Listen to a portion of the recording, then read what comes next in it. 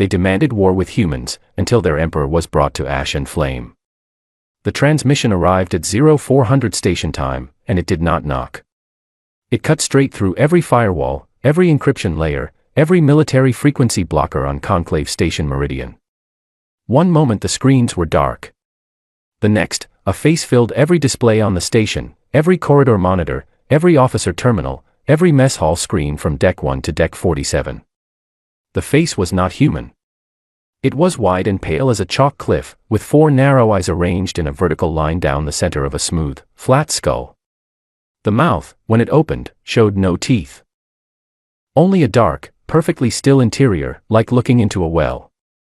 I was sitting in the briefing room with Colonel Arden Webb and 2 junior analysts when it happened. My coffee mug was halfway to my mouth. I set it down without drinking.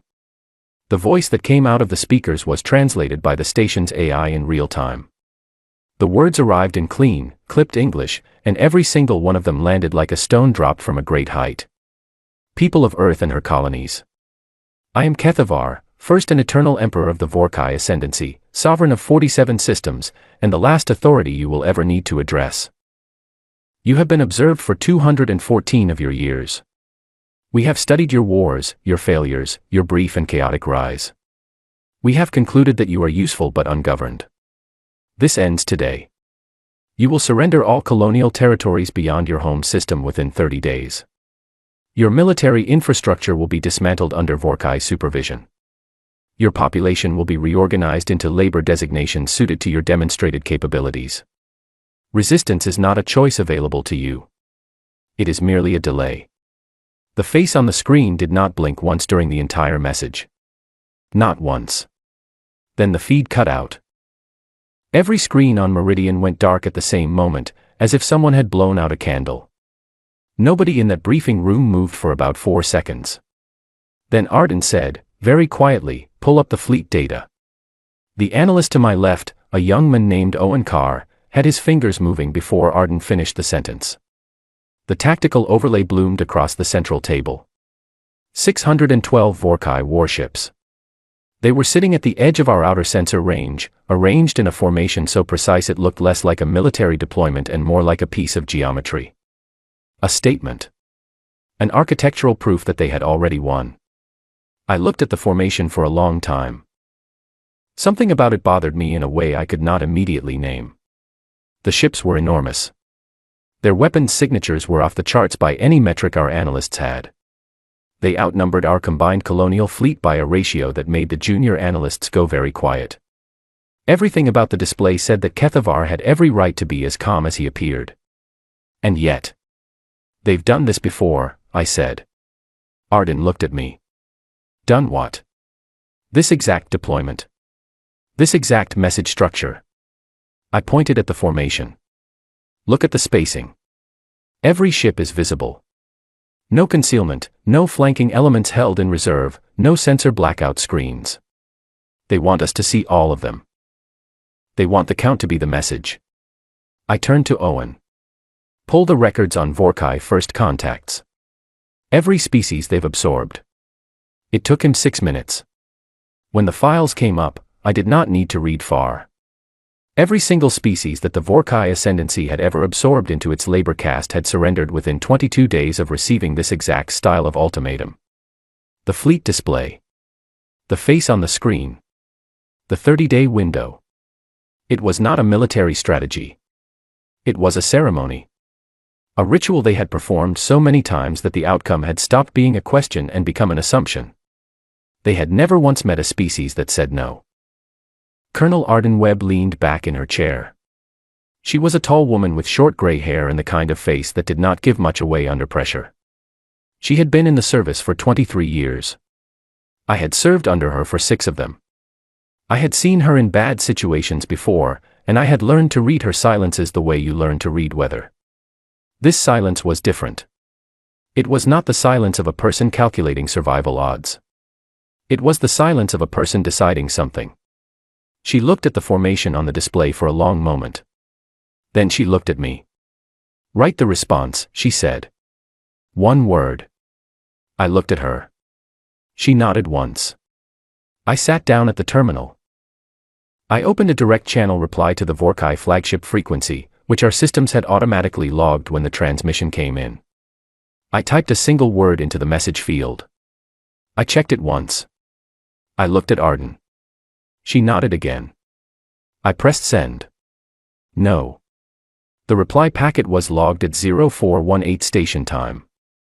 I remember the exact minute because Owen Carr noted it in his log with the kind of clinical precision that young analysts use when they want to prove they are not afraid, even when their hands are shaking slightly. What happened next took 6 minutes. The Vorkai formation, all 612 ships, shifted. Not forward. Not into attack posture. They simply rearranged themselves, tightening slightly, like a fist closing. A second transmission came in, this one audio only.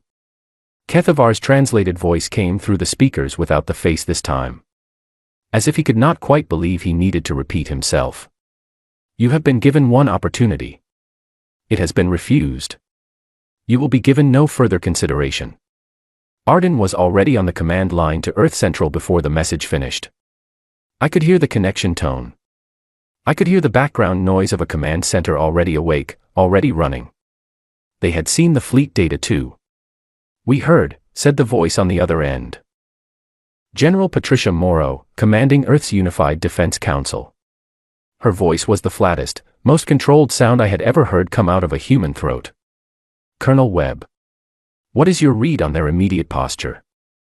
They are waiting, Arden said. They expect us to reconsider. The window was 30 days. My read is they will not move for at least 72 hours. They have done this 11 times before and nobody has ever pushed back. They do not have a fast response protocol for this scenario because this scenario has never existed for them. A pause from the other end. 72 hours, General Morrow said. That is enough time. Yes, Arden said. It is. I did not fully understand what she meant until 48 hours later, when the first wave of deep penetration drone packages was already moving through subspace toward the outer edges of Vorkai supply corridors. While the Emperor waited for us to reconsider, we were already inside his walls. He had given us 30 days. We used 2 of them. There is something I have thought about many times in the years since that morning. When Kethavar sent that first transmission and watched it land on every screen in Meridian Station, he must have felt the way a person feels when they lay a winning hand on the table. The certainty of it. The comfortable weight of inevitability. He did not know, and could not have known, what it means to tell a human being that they have no choice. We are, at our core, the most stubborn creatures in the known galaxy. You can argue about our technology, our tactics, our biology. Reasonable people disagree on all of it. But no one who has ever studied us argues about that one simple fact. We do not accept the word never. We do not accept the phrase no option. We hear those words and something in us does not break. It sharpens. I have tried to explain this to alien colleagues over the years, and they always nod politely and then look slightly unsettled, as if I have just described something that should not be possible in a rational universe. One of our allies, a diplomatic officer from the Seri Confederation, said it best. We were sitting together at a negotiation table about a year after the war, reviewing historical records of the first contact moment. She studied the transmission record, the fleet formation, the response packet with its single word, for a long time. Then she looked at me and said, "Your entire species received a message that was designed to produce paralysis, and instead it produced focus. In 11 prior cases that message took an average of 9 days to achieve total compliance. You responded in 14 minutes. 14 minutes and change," I said. She shook her head slowly. We could not have done that. I thought about Arden Webb sitting in that briefing room with her coffee going cold, studying a fleet of 600 warships with that specific silence of hers, and deciding in less time than it takes to eat breakfast that the answer was going to be no. I know, I said to the Seri diplomat. That is the whole story, really. She thought about that. What is the story? I picked up my coffee. It was warm this time. We just never learned how to be afraid in the right direction, I said. Owen Carr was 26 years old, and he was already one of the best signals analysts I had ever worked with. He had a way of looking at raw data and finding the pattern before anyone else in the room had finished reading the summary. In the weeks after the Vorkai ultimatum, that ability became more valuable than anything else on the station. On day 3, he came into my office with a tablet and a look on his face that I had learned to recognize. Not excitement, exactly.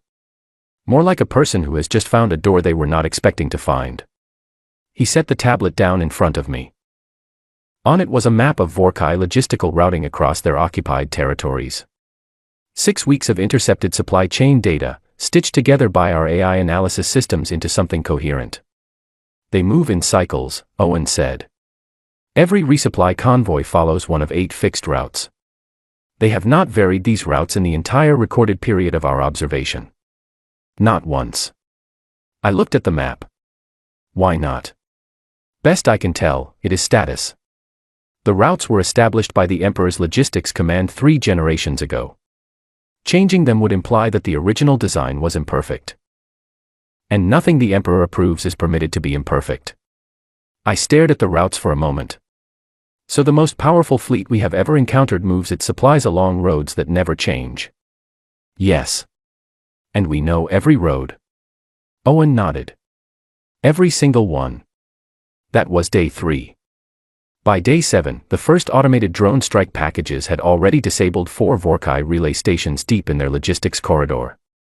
Not destroyed. Disabled. That distinction mattered enormously to the people who planned it, and it took me a little while to understand why. I found out when I sat in on the strategic planning session with Commander Vera Lane, who led our Special Operations Development Group. Vera was a compact, quiet woman who spoke slowly and chose every word with the precision of someone who had learned the hard way that imprecision costs lives. She had a background in infrastructure disruption, which is a polite term for making complex systems fall apart without leaving obvious fingerprints. She stood at the front of the planning room and explained the philosophy in about 4 sentences. We are not trying to defeat them in a straight fight. Not yet. We are trying to confuse them first. A confused enemy makes mistakes. A confused enemy with pride makes catastrophic mistakes. We are going to make the Vorkai military command look incompetent to their own emperor, and we are going to do it so quietly that they will not know who to blame. Someone at the back of the room asked the obvious question. What does that accomplish? Vera looked at the person who asked the question with the patience of someone explaining gravity. It means they will start blaming each other. The moment their command structure starts looking inward for fault, they stop looking outward at us. That is when we move. What followed over the next several weeks was, from the outside, almost invisible. Supply convoys arrived late. Communication relays on the outer edges of Vorkai territory began returning corrupted data. 2 of their forward operating bases received incorrect fuel loads because someone had quietly altered the automated requisition codes at the source depot. Nothing exploded. Nobody was dramatically confronted. Things simply stopped working, in the way that complex systems stop working when someone who understands them has been patient and methodical and very, very quiet. The Vorkai military command, as predicted, began to fracture internally. I read the intercepted internal communications later. They were, in their own way, remarkable. Admirals accused logistics officers. Logistics officers blamed the relay station technicians. Technicians filed formal complaints about their admiral's incompetence. All of it filtered up toward the Emperor's command council, where it sat like a stone in still water, sending ripples in every direction. Meanwhile, our actual combat forces were not sitting still. I was attached to the 1st Deep Strike Group when they hit the Vorkai staging depot at coordinates our side called Point Narrow. It was not a glorious engagement. It was not the kind of thing that gets turned into a story that people tell at dinner tables. It was 4 hours of precise, ugly, efficient work. Captain Daniel Holt led the strike, and watching him operate was like watching someone who had removed the concept of waste from their decision-making entirely. Every order he gave had a reason. Every position was chosen for a purpose. His team moved through the depot like a system, not a group of individuals, and when they came out the other side the depot's power infrastructure would not function properly for 11 months. On the way back to the carrier, I was sitting across from a soldier named Cora Ellis. She was 29. She had a cut above her eyebrow that the medic had already sealed. She was eating a ration bar with the calm focus of someone doing something that needed doing. I asked her what she thought about all of it. The war. The Vorkai. The fact that 6 months ago she had been stationed on a quiet outpost doing maintenance rotations and now she was dismantling the supply infrastructure of the most powerful empire in the known galaxy. She considered the question for a moment. "I think they got us wrong," she said. "How so?" "They watched us for 200 years and figured out what we are afraid of." "Fair enough. But they didn't figure out what happens when we decide the fear doesn't matter anymore." She took another bite of the ration bar.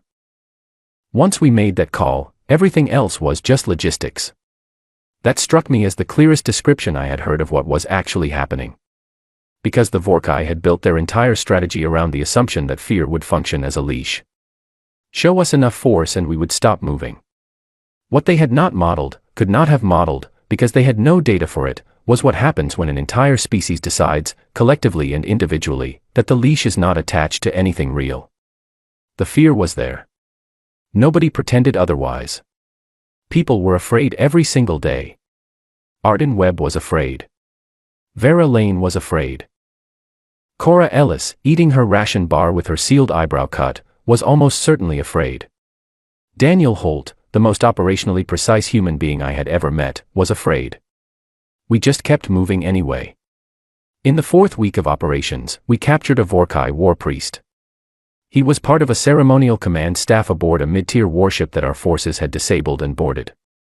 He was not a combatant in the traditional sense.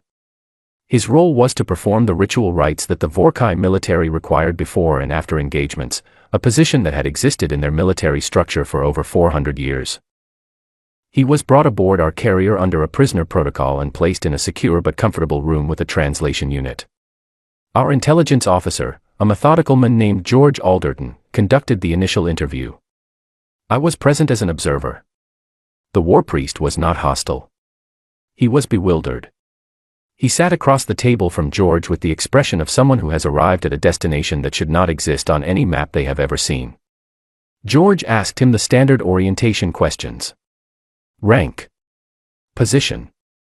Command structure. The war priest answered them accurately and without hesitation. Then George asked him a broader question. Do you understand why you are here? The war priest thought about this. Your forces disabled our vessel and took prisoners. I understand the mechanism. I do not understand the motivation. In our doctrine, disabling a vessel of this class serves no strategic purpose. The resources required are disproportionate to the value of the target. We disagree, George said. Clearly. The war priest studied George with all 4 of his narrow eyes. What I do not understand is why you continue. You have lost 3 colonial outposts in this conflict. Each loss represents population, infrastructure, years of development. How do your people continue to function after losses of that magnitude? Do you not mourn your dead? George looked at him for a moment without expression. Then he glanced at me. I leaned forward. Every single one, I said. That is why we are still here. The war priest looked at me as though I had said something in a language his translator was having difficulty processing. His 4 eyes moved from my face to George's face and back again, as if checking whether we were serious. He did not say anything further for the remainder of that session. But later, when George reviewed the session recordings, he noted something in his report that stayed with me for a long time afterward. He wrote, the subject appears to have encountered a concept for which his cultural framework has no existing category. He is not dismissing what he was told. He is trying to build a new box to put it in. This is going to take him some time. It struck me as one of the most honest descriptions of the entire war. The Vorkai had a box for every situation. A ritual for every outcome. A category for every enemy they had ever encountered. We simply did not fit in any of them. And while they worked to understand us, while they argued internally and blamed each other and tried to find the familiar pattern in something that had no familiar pattern, we kept moving. We pushed deeper into their supply network. We documented their patrol cycles. We mapped their communication infrastructure. We identified every fixed point in their logistics chain and we noted which ones could be disrupted and which ones could not and in what order disruption would cause the most cascading confusion. None of this was fast. None of it was clean. It was slow, grinding, careful work. People were hurt. People were lost. Each loss left a mark on every person who had served with them, and those marks did not fade. We carried them. But here is the thing about grief that the Vorkai had clearly never considered. Grief does not stop motion. It does not paralyze the people who carry it. Not in the way the Vorkai expected. Not in the way every previous species they had encountered apparently experienced it. In us, grief does something different. It clarifies things. It burns away whatever was not essential and leaves behind only the thing that matters most. And what mattered most, to every soldier and analyst and engineer and officer in that conflict, was that what happened to the people we lost would not happen to anyone else. That is not fury. It is not recklessness. It is something much quieter and much more dangerous. It is purpose. By the end of the second month, 3 alien civilizations that had been observing the conflict from careful neutrality had quietly sent diplomatic contacts to our command leadership. None of them had formally allied with the Vorkai. None of them had formally allied with us. They were watching. Taking notes. Trying to understand what they were seeing. One of those diplomatic contacts, from a species called the Tyran, sent a message through unofficial channels to Admiral Grace Osei, who commanded our combined naval operations. The message was brief. It said, more or less, we expected this conflict to conclude within 30 days. It has not concluded. We are revising our analysis. Admiral Osei sent a reply that was equally brief. She said, your analysis assumed we would behave the way the Vorkai expected us to behave. We did not. Adjust accordingly. The Tyrant did not respond immediately. But 4 weeks after that exchange, they voted at the Conclave Assembly to formally recognize humanity's right to self-determination under interstellar law. It was not a military alliance. It was something more subtle. It was the first admission, from a previously neutral party, that the outcome of this conflict was not as settled as the Vorkai had declared. Small things matter in wars like this. They matter enormously. I remember sitting in the operations room the night that vote came through and watching the analysts around me exchange glances. Nobody cheered. Nobody made a speech. Daniel Holt, who had come back from a second strike operation and was reviewing mission debrief notes, simply looked up at the display, nodded once, and went back to his notes. But Cora Ellis, sitting 3 seats to my left, said quietly, they're starting to see it. See what? I asked. She looked at the display showing the Tyran vote. Then she looked at the tactical overlay showing our current positions deep inside what the Vorkai had considered secure territory 3 months ago. That we're not stopping, she said. She was right. We were nowhere near stopping. We had barely started. On the 43rd day of the conflict, the Vorkai Emperor made a decision that changed everything. I was not in the operations center when the first reports came in. I was in a medical bay on Carrier Group 7, being treated for a pressure injury to my left ear from an operation that had not gone exactly as planned.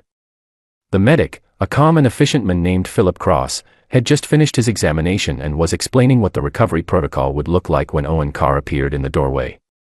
I knew from his face before he said a word. Callisto Station, Owen said. He ordered the bombardment 40 minutes ago. Philip stopped talking. I sat up on the examination table. How many? I said. Owen looked at his tablet. He looked at me. He looked at the tablet again, as if hoping the number would change. 4.2 million, he said. Philip Cross set down his instruments. He did it very carefully, placing them precisely on the tray beside him, the way you handle something when your hands want to shake but you are not going to let them. I said nothing for a long time. There are moments when words are just noise, and this was one of them. Callisto Station was not a military installation. It had a small defense garrison, standard for any colonial infrastructure hub, but it was primarily a civilian population center. A transit hub, a manufacturing district, 4 residential rings, a university. It had been established for 60 years. 3 generations of families had grown up there. Kethavar had not targeted it because it posed a military threat. He had targeted it because he needed a demonstration. The war was not going the way his war priests and admirals had projected. The ritual had not produced the expected result. The humans had not broken in the first month, had not requested negotiations in the second month, and were now operating inside supply corridors that were supposed to be impossibly secure. He needed to remind us that he had options we did not. He was right about that part. He had options we did not have. His fleet could reach civilian targets that our defenses could not fully cover. He had demonstrated that in the most brutal possible way. What he had not calculated was the response. I have tried, many times, to describe what happened in the 48 hours after the Callisto bombardment became known across Earth and her colonies. It is difficult to describe accurately because what happened was not a single event. It was a shift. Like a tide moving. Like a temperature change in a very large room. Not fast, not loud, not dramatic. Just a collective and irreversible change in the state of things.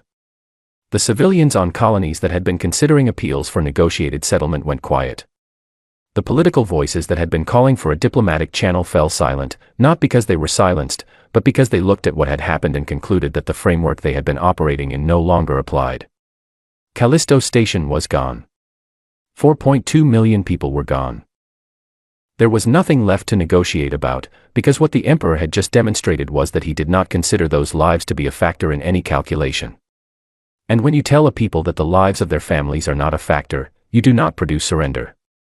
You produce something far more focused.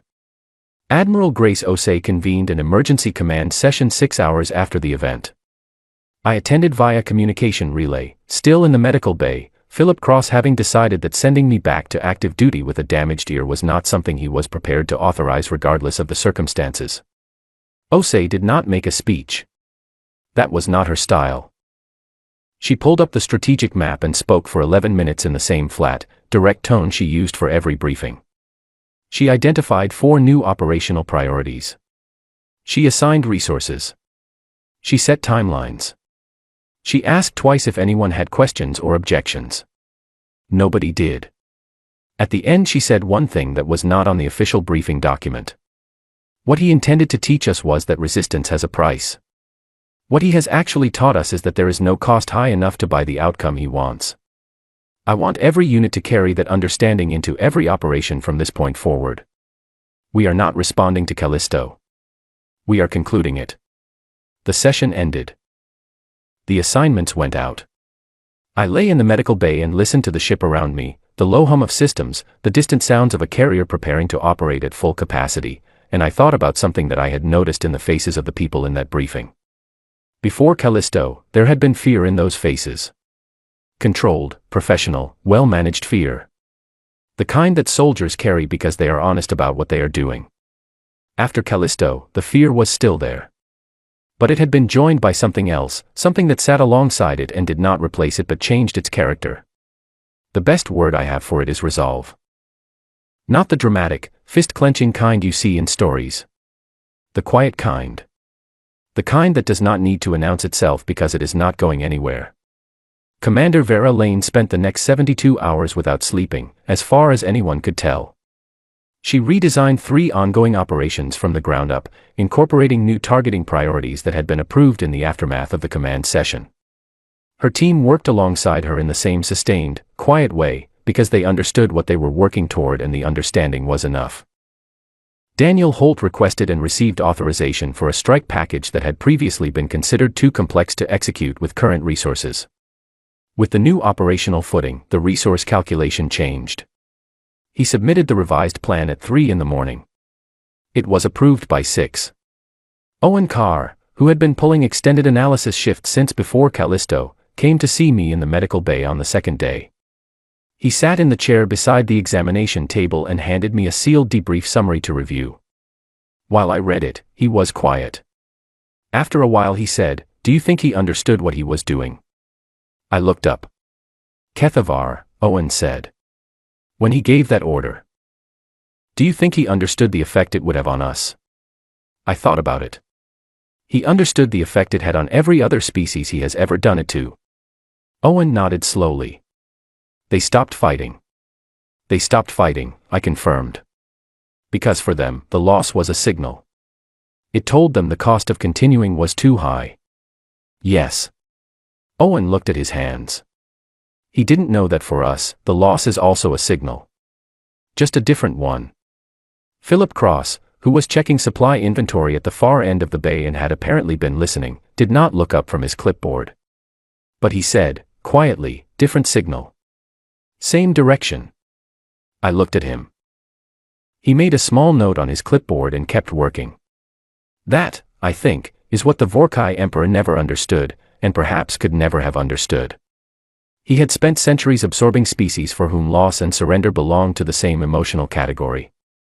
For whom a sufficient demonstration of superior force resolved the question of whether to continue.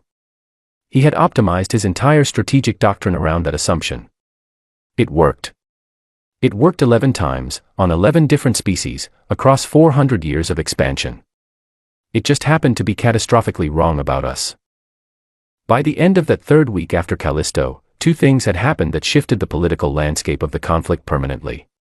The Tyrant, who had previously only offered legal recognition, sent a formal military liaison to Admiral Osei's command. They did not commit forces. But they made their communication channels available, and they began sharing intelligence on Vorkai movements through their observation territory. It was a small commitment. But it was public, and it was irreversible. The second development was more significant. The Haravan Compact, a civilization that had been a formal client state of the Vorkai ascendancy for 60 years, requested a private communication with Earth's diplomatic channel. Their message was carefully worded, but its meaning was unmistakable. They wanted to know if humanity would be willing to discuss the terms under which they might withdraw their support from the ascendancy. I read the transcript of that initial Haravan contact 3 times when it crossed my desk. What struck me most was a single phrase buried near the middle of the document. The Haravan diplomatic representative wrote, "We have observed, over the past months, that the ascendancy's certainty regarding the outcome of this conflict does not appear to be shared by the conflict itself." That sentence, written in the careful, formal language of interstellar diplomacy, was one of the most honest assessments of the war I had read from any source. The ascendancy's certainty regarding the outcome does not appear to be shared by the conflict itself. We were the conflict. And they were right that we did not share the certainty. We had a different certainty entirely. I had been in tight places before, but the Eternal Citadel was not like anything I had prepared for. We had been in the Vorkai home system for 9 hours when the outer cordon fell. Our combined strike force moved through the debris field of what had been their primary defense perimeter and headed for the planet below. The planet's surface was visible through the viewport of our transport, and it was genuinely one of the most extraordinary things I had ever seen. The Vorkai had been building their homeworld for 1,000 years. The continents were layered in concentric rings of architecture that rose toward the sky in tiers, each one more elaborate than the last, the whole thing lit from below by energy distribution systems that made the night side of the planet glow like an ember. A civilization that had built itself to last forever. From our altitude, I could also see the places where it was burning. Our fleet had been at work for 6 hours before our unit dropped into the atmosphere. The outer defense installations were gone. The orbital weapons platforms had been cleared. What remained was the planet itself, and the planet was defended in the old way. On the ground. In the streets. In the corridors of structures that had stood for centuries. I commanded the Special Operations Unit designated for the Citadel itself. We were 43 people. Most of us were human. 6 were Haravan soldiers, recently transferred from units that had defected from Vorkai service 4 months earlier. 2 were from a small species called the Ven, who had joined the Allied coalition after Callisto and had been requesting frontline deployment ever since. We were dropped 3 kilometers from the Citadel's outer wall. The first kilometer was quiet in the way that quiet is its own kind of message. The streets were empty. The civilian population had been evacuated inward by Vorkai command, toward the protected interior districts. The outer district buildings were closed and dark. Our boots on the stone made the only sound. Lieutenant Nora Finch was walking on my left. She had been with my unit since the early days of the campaign and had become, in the quiet way these things happen, someone I relied on to see the things I might miss. She was observant in a fundamental way, the kind of person who notices which door opens inward and which opens outward before they reach for the handle. She said, in a low voice, "Too quiet for an ambush. Too organized for a retreat." Meaning? I said. Meaning they pulled back on purpose. They want us inside the perimeter before they engage. Choke points. I nodded. I had reached the same conclusion. Alternate route. Already mapped, she said, and handed me her tablet without breaking stride. We went through the service corridor network beneath the outer district, through passages that had been built to move maintenance equipment and supplies. They were narrow enough that we moved single file for long stretches. They were also completely off the standard military defensive map, because the Vorkai military command had not thought to secure them. Why would they? These were service passages. Servants' routes. What the Vorkai had not considered, perhaps because it was outside their framework, was that a small human unit with good intelligence would not go where the fighting was expected. We would go where it was not. We entered the Citadel's inner structure through a maintenance access point at the base of the eastern residential tier. From there, Nora's map guided us upward through 2 floors of service corridors, into the administrative district, and from there toward the throne complex. We encountered resistance at the administrative corridor junction. It was a formal guard post, not a quick deployment, 8 Vorkai soldiers in full ceremonial armor positioned to defend the access point. They were trained and disciplined and they held their ground. I will not describe the details of the fight. I will say that it was short, that it was serious, and that we lost 2 people there. Nathan Cole, who had been with us from the campaign's 3rd month. And a young Haravan soldier named Priv, who had volunteered for this specific operation because he wanted, as he had explained to me once in careful translated words, to see what it looked like when the thing you had been afraid of your whole life was finally brought to an end. We carried them with us. We did not leave them. Past the junction, the remaining path to the throne complex required us to pass through the Citadel's ceremonial hall. It was an enormous space, tall as a cathedral, built from dark stone and lit by suspended energy fixtures that cast everything in a cold, pale light. The floor was engraved with the Vorkai imperial record, a history of the ascendancy written in their script, spiraling outward from the center in expanding rings. Every victory. Every absorption. Every species that had bent before the eternal emperor. The record spiraled outward a long way. Nora looked at it as we moved through. Not much room left, she said quietly, nodding at the outer edges of the inscription where the text thinned out toward blank stone. No, I agreed. Maybe they were running out of space. Or maybe they were not planning on stopping. She looked at the blank stone at the edge of the inscription and then looked away. We kept moving. The throne room doors were open. That was the first unexpected thing. They were the largest doors I had ever seen on a structure intended for use by living beings, heavy reinforced panels of dark metal etched with the imperial seal, and they stood fully open as if the room inside was waiting for visitors. Kethavar was waiting. He was alone except for a personal guard of 12, arranged in 2 lines flanking the throne. The throne itself was elevated on a platform of tiered stone, broad and high and clearly designed to produce a specific effect in whoever stood before it. The effect, I noted, worked better on species that were shorter than us. The Emperor was in full ceremonial war armor.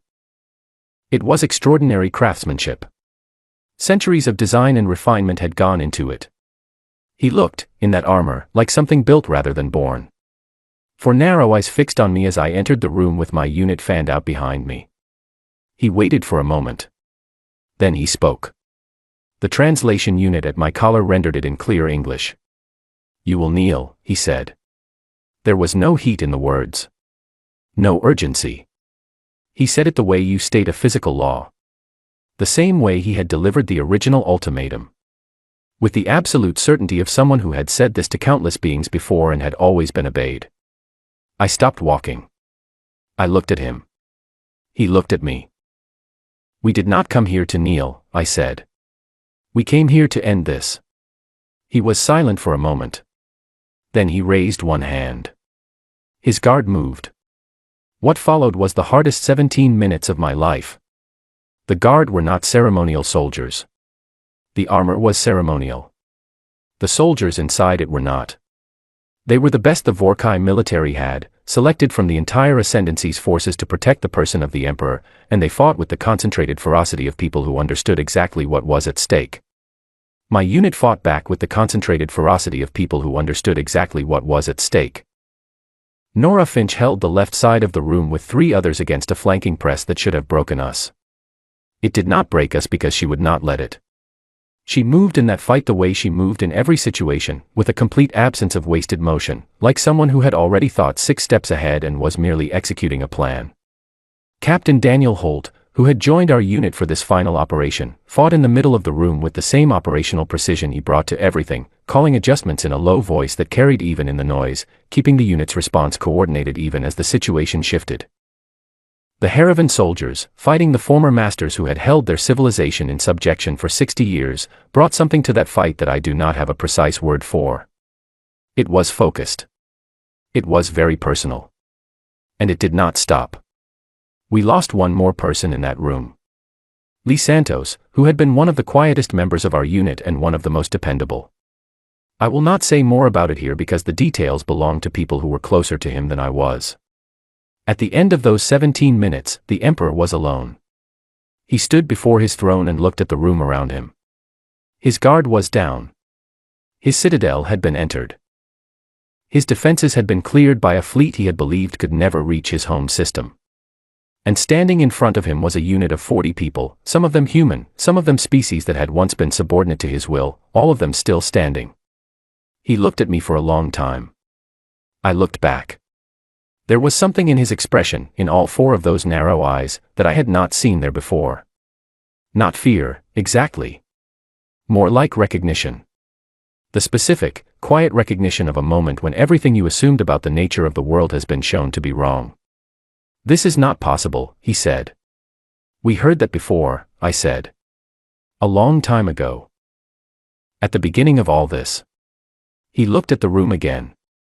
At the members of my unit. At the Haravan soldiers standing among us. At the 2 Ven fighters, small and quiet and utterly composed. You are not what we calculated, he said. No, I agreed. We are not. The throne room burned that night, as the Citadel's energy systems, struck by our fleet's final pass over the complex, released in a cascade that the Vorkai engineers had always claimed was impossible. Nothing in that building was supposed to be flammable. Everything burned. We were already outside when it happened.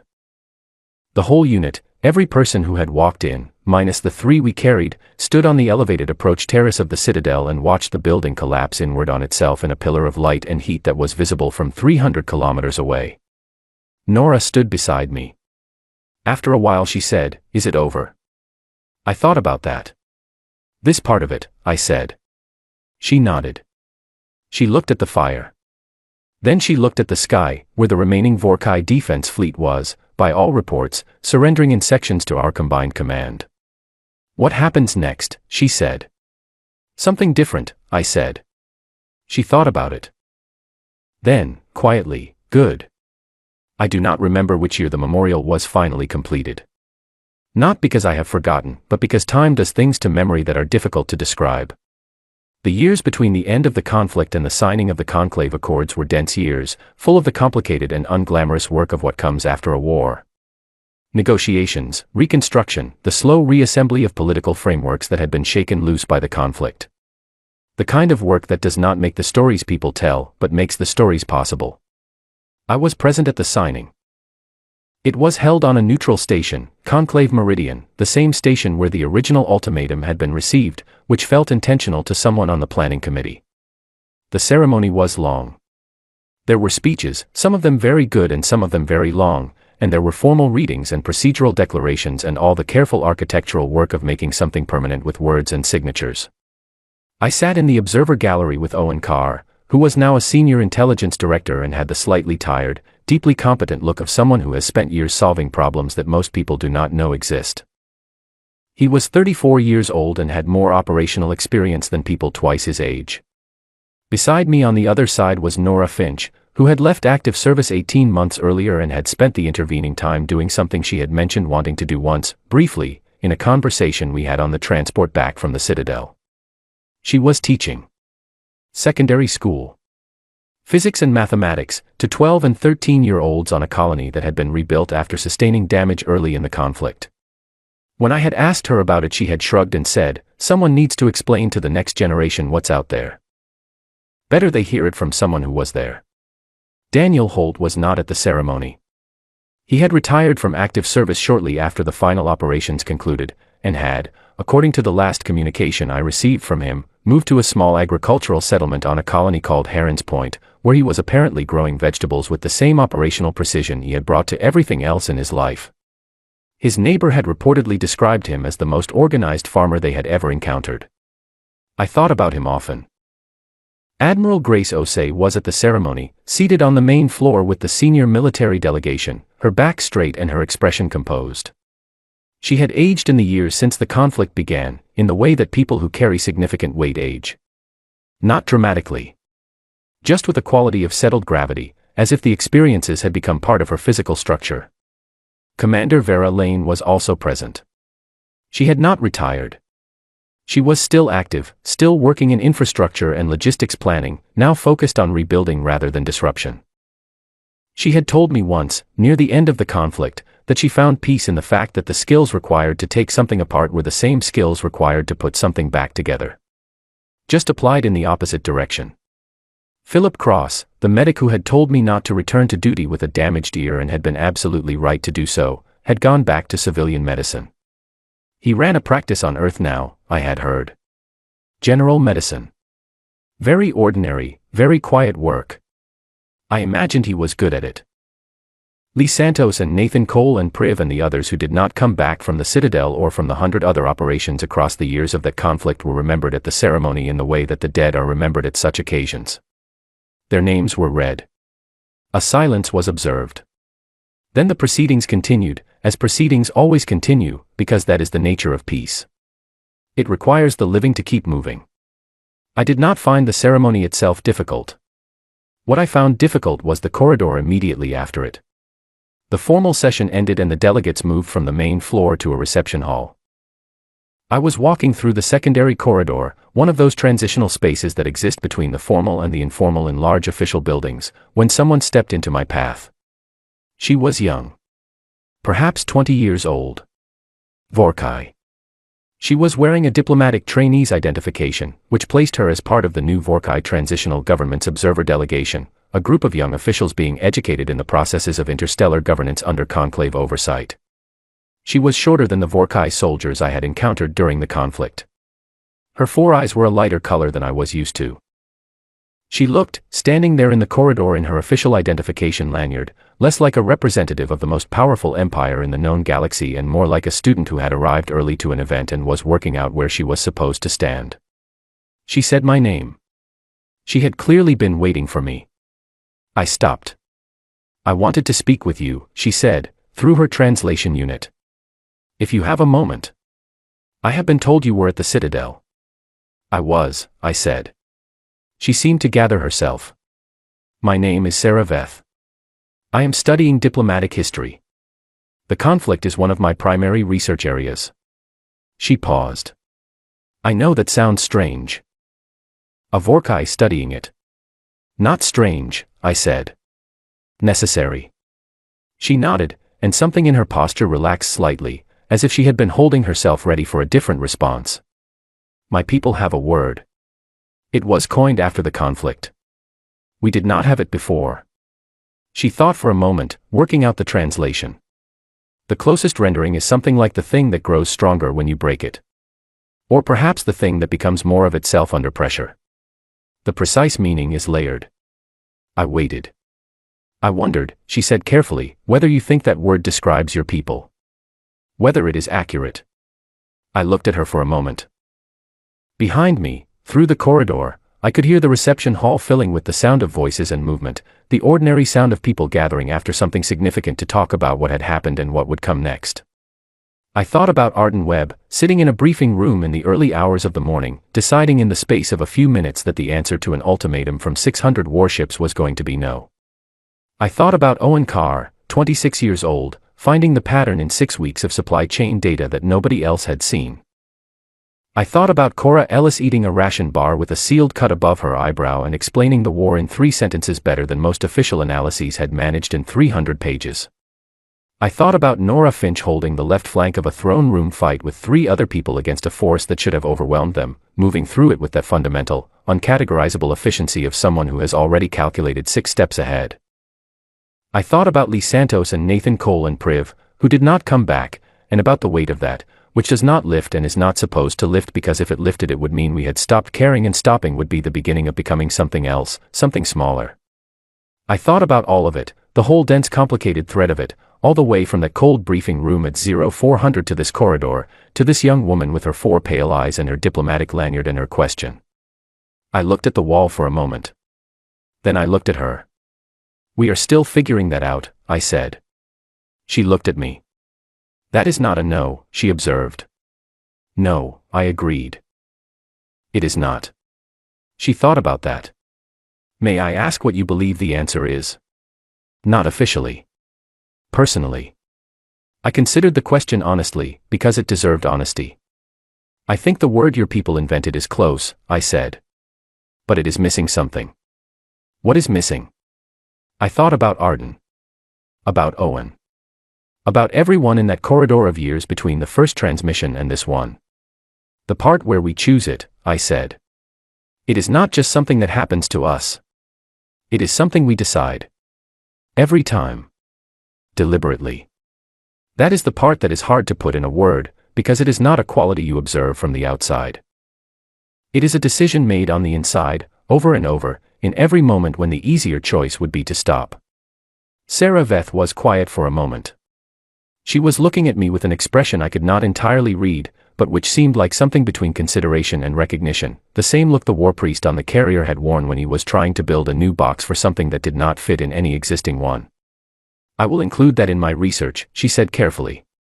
"Good," I said. We stood there in the corridor for another moment. Through the walls I could hear the reception hall, the voices of diplomats and soldiers and analysts and commanders from a dozen species, talking in the way that people talk when they are beginning, cautiously, to believe that what comes next might be better than what came before. Sarah Veth said, "Thank you for speaking with me." "Thank you for asking," I said. She gave a small, formal inclination of her head, which I understood was a Vorkai gesture of respectful acknowledgement. Then she moved on down the corridor toward the reception hall. I stood there for a moment longer. I thought about the word she had brought. The thing that grows stronger when you break it. Then I thought about the decision. The one made at 0418 station time on the morning this all started, in a dark briefing room with cold coffee and a tactical display showing 600 warships. The one made in every operation after that, by every person who had carried it forward. The decision to keep moving. Not because it was painless. Not because it was certain. Not because there was no cost. But because the alternative was to become something less than what we were. Owen Carr appeared at the end of the corridor, looking for me with the slight impatience of someone who has been asked to keep the reception line in order and is discovering that this is not as easy as it sounds. "There you are," he said. "Osei wants to introduce you to the Heravan delegation formally. They specifically requested it." "On my way," I said. He fell into step beside me. We walked toward the hall. "How are you doing?" Owen asked, in the sideways way that he asked things he actually wanted to know the answer to. I thought about the corridor conversation. About Sarah Veth's question and the answer I had given, and whether it was the right one or whether there was a better one that I would think of later, as you always think of better answers later. "Good," I said. "I am good." Owen accepted this. He was quiet for a few steps. Then, in the same sideways voice, he said, "Do you ever think about that morning? The first one. When the transmission came in?" "Yes," I said. "Often." "What do you think about?" I thought about what to say. "I think about how 14 minutes was enough time," I said. "To decide the whole thing." Owen nodded slowly. "Do you think it would have gone differently if someone different had been in that room?" I thought about Arden Webb, sitting in her chair, looking at 600 ships on a display, deciding. "No," I said. "I do not think it would have." "Why not?" We reached the entrance to the reception hall.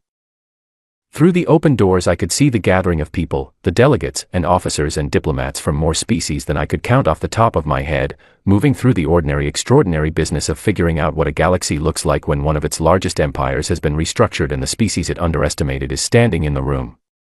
Because whoever had been in that room, I said, would have made the same decision. Owen looked at me. "You believe that?"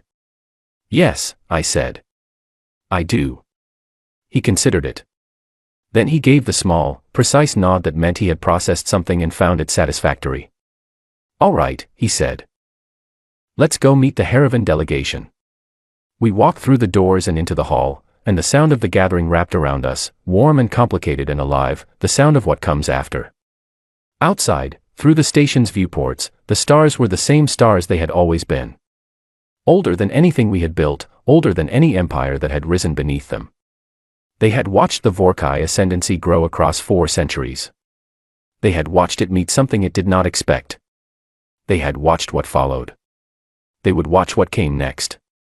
They always did. And we would keep going. That part had not changed and would not change, because it was not a policy or a doctrine or a strategy. It was what we were.